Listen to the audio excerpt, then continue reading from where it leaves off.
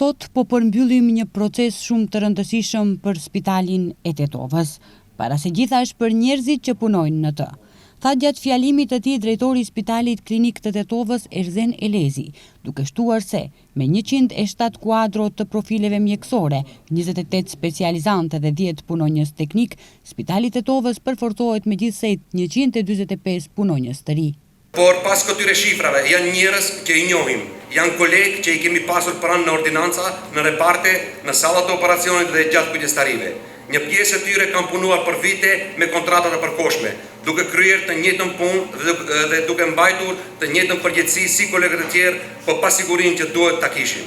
Në këtë ditë të madhe për Spitalin e Tetovës të pranishëm ishin dhe Ministri i Shëndetësisë Sasho Klekovski, zëvendës kryeministri i parë Bekim Sali, por dhe drejtuesit e Vlenit, Bilal Kasami dhe Izet Mexhiti, të cilët morën pjesë në ceremoninë e ndarjes së vendimeve të punës për 145 punonjësit e ri.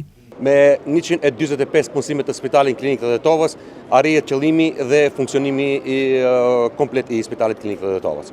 Tani jemi në procedurën e sipër, mendojmë deri në shtator hapet edhe konkursi për administrator, që është 25, 12 punonjës teknik në Spitalin Klinik të Tetovës. Mendoj se me këtë numër do i arrijmë edhe qëllimeve tona për të arritur në majat e asaj që mendojmë edhe ne që të bëjmë edhe klinikën universitare. Ministri i Shëndetësisë Sasho Klekovski potencoi se me këto punësime në Tetovë rumbullaksohet projekti për punësimin e 1500 vullnetarëve që kishin shërbyer gjithandej vendit në kohra me sfida të ndryshme. Očekujemo zakazujeme projektu za vybudowanie na 1500 dogovorci. Për 1 apo 2 muaj do të pasojë projekti i dytë për punësimin e 600 specializantëve dhe këtë vit mbetet të realizojnë 300 punësime për specializant dhe 22 specializant do të punësojnë në Spitalin Klinik të Tetovës dhe këtë e vlerësojmë se do të përforcojë resurset njerëzore në Spitalin Klinik të Tetovës të domosdoshme për punë të suksesshme. Nuk kanë munguar edhe përgëzimet nga drejtuesit e Vlenit. Bilal Kasami përmes një postimi në rrjetet sociale ka potencuar se me 209 vendime të punës për Spitalin e Tetovës forcohen kapacitetet e spitalit dhe përmirësohen shërbimet shëndetësore për qytetarët e Tetovës dhe Pollogut, duke paralajmëruar se së shpejti do të nisë dhe rikonstruimi i plot i Spitalit të Tetovës. Ditë historike për Tetovën e ka përgëzuar dhe bashkëkryetari i Vlenit Izet Mexhiti. Është ditë historike për Spitalin e Tetovës, për shëndetin e qytetarëve në Tetovë.